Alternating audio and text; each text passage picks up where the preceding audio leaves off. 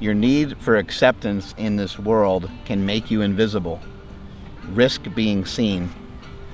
That was said by none other than Jim Carrey. I research a lot of information via YouTube. I check out different videos. I check out, sometimes they're like the corny motivational videos that you see, and other times it might be a deep dive into studying a specific person for a while. More recently, I just got into studying Neil deGrasse Tyson a little bit more often, and I'm aware of his work. I've been a huge fan of his for a long time, but you know, in my constant search to get closer to like the truths of life, I find it extremely valuable to research people.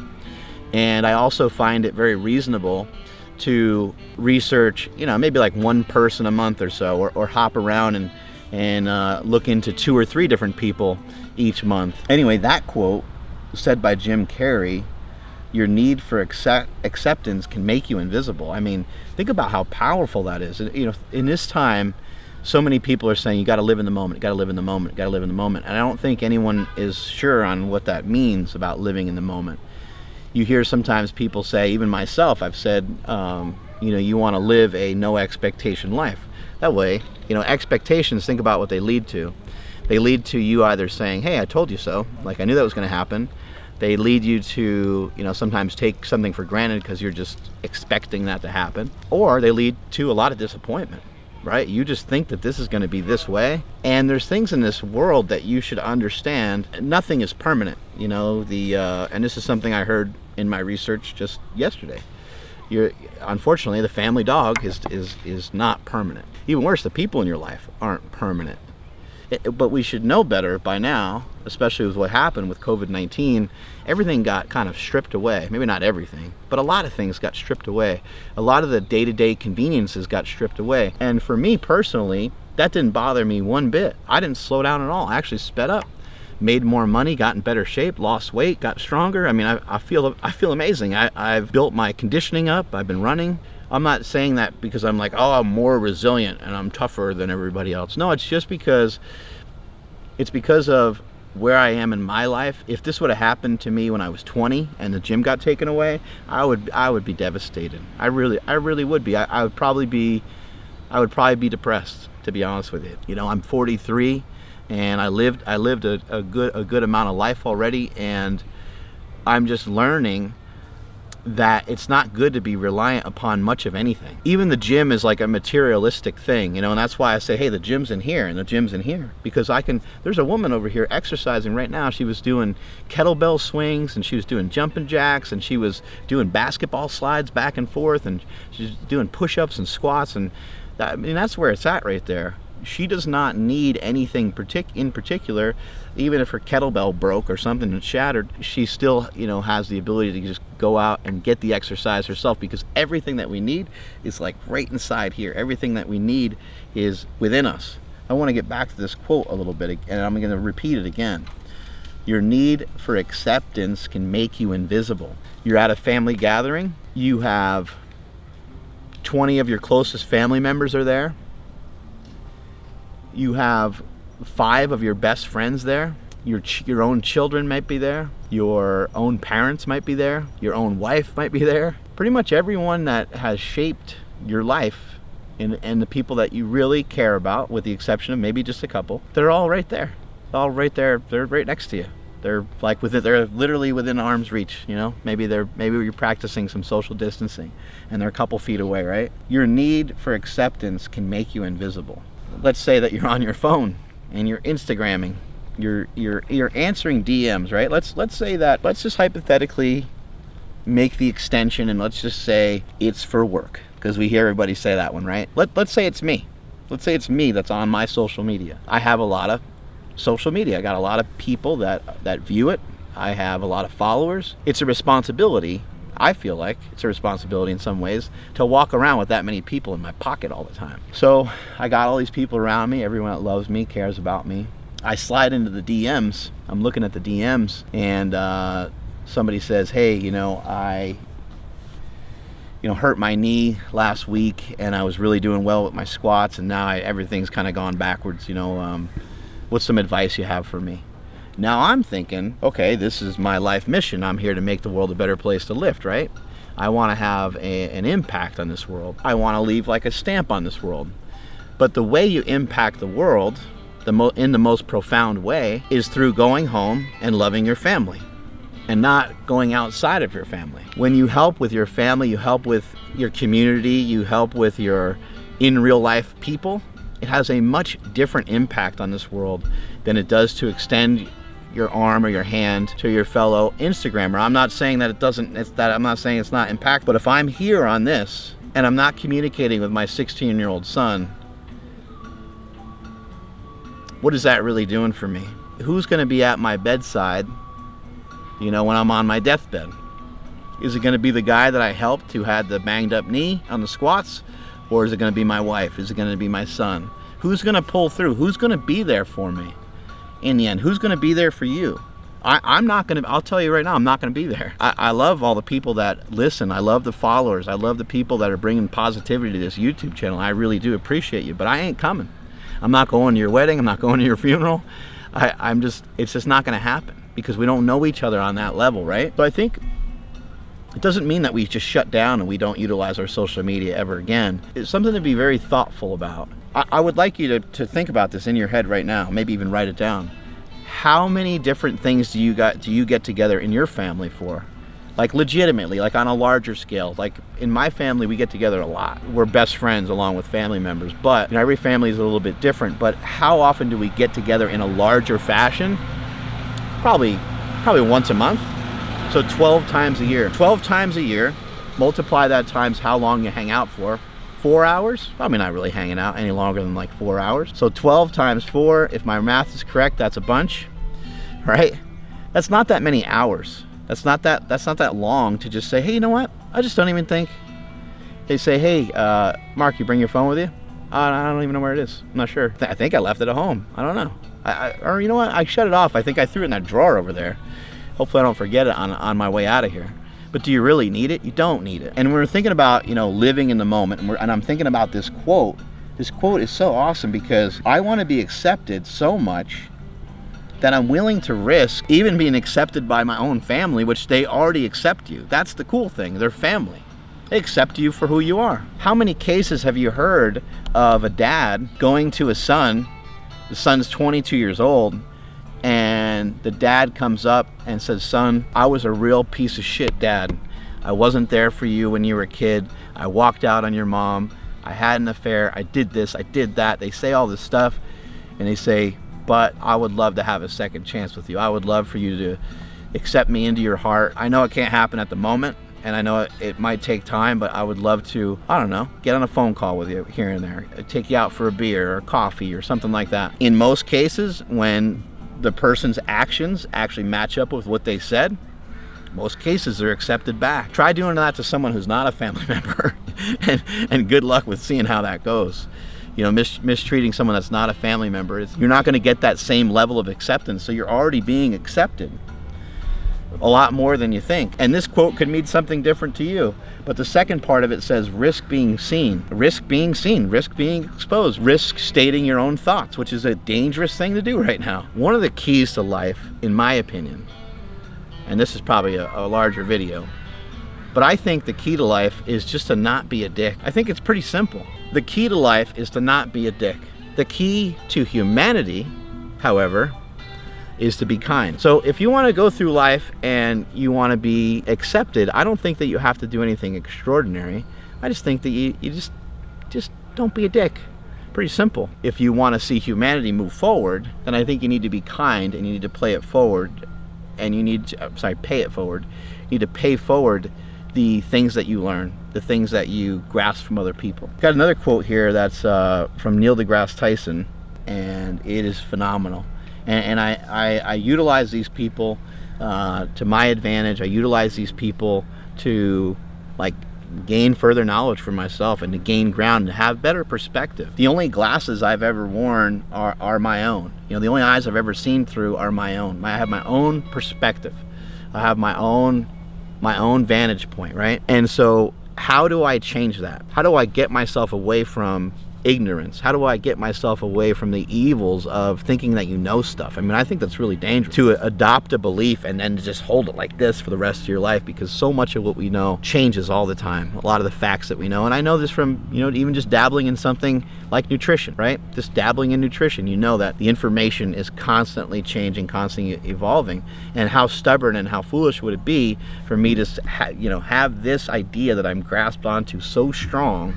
You know, the carnivore diet's for everybody. Everybody's got to do it. And if you're not carnivore, then you're an idiot.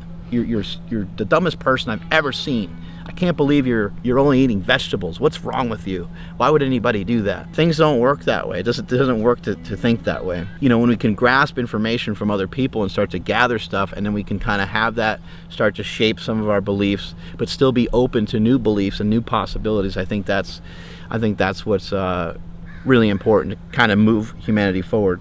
Neil deGrasse Tyson said, "Be ashamed to die until you have scored some victory for humanity." Be ashamed to die until you have scored some victory for humanity. Man, there's some smoke and fire going with that one, Neil deGrasse Tyson. That is unbelievable. Going back to what I just said, don't be a dick. Like, that's my hope for my children. That's it. If I can get them to additionally be kind, be outwardly kind, then that would be great. And that's what I said would move humanity forward, is being kind. Paying things forward is going to be really important.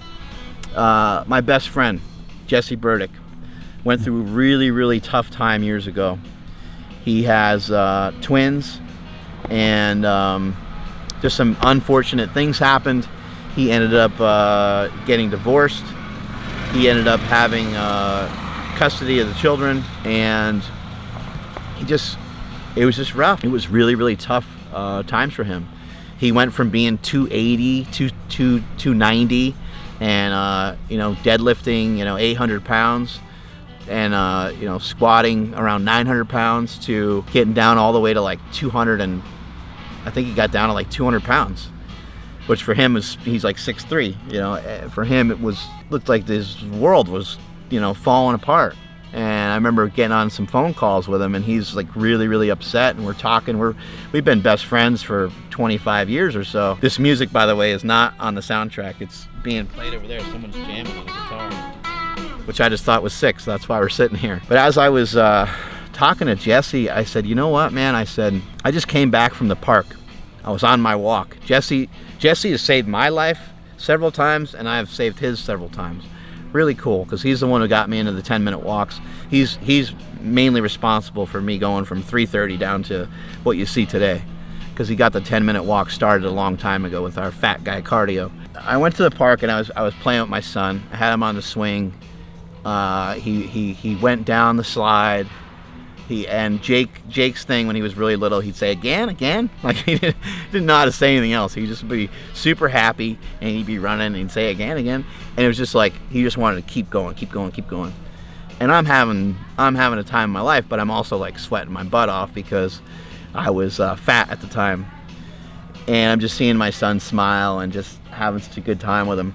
I'm kind of caught up in my own world, and then I see a guy there, and his son is in a wheelchair. His son can really only kind of like move his head, and the kid was happy. The kid's smiling. The kid was just as happy as Jake was, And I just I looked over, and I couldn't help but think, like, wow, like, that's some really different circumstances than what I have going on, And so I asked the guy, I said, hey, I said, I don't mean to be disrespectful at all, and I hope this doesn't come off the wrong way, but I was just like, man, how do you do it? How do you what's it like, And he goes, first of all, no one has ever asked me that question before. And I think people they're probably scared to talk about some of these things. They're scared to be seen. They're scared to kind of reveal themselves. But really, how many people have walked by that kid and thought, hell, I wonder what the hell happened there. I wonder what the issue is. So anyway, I got in conversation with this guy, and the guy says, you know what? He was perfectly normal kid. He's like, the way I'm watching your son go up and down the slide all day and wanting to go on a swing and everything, because my son was the same way. And he just one day got a fever, and the fever attacked his body.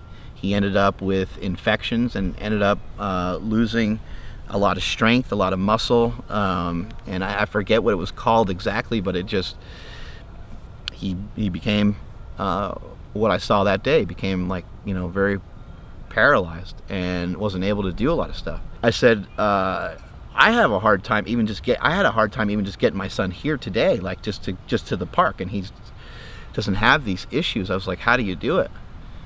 He's like, you know what, man? He's like, you find a way, He goes, look at my kid, and he goes, and look at your kid.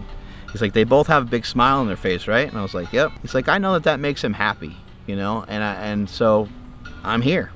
And whatever it takes for me to get him here, to make him happy, is what I'm trying to do. It just was a huge lesson for me that, in this world where we have good things, we got some things, we got some issues, we all have our own problems, we all have our own things.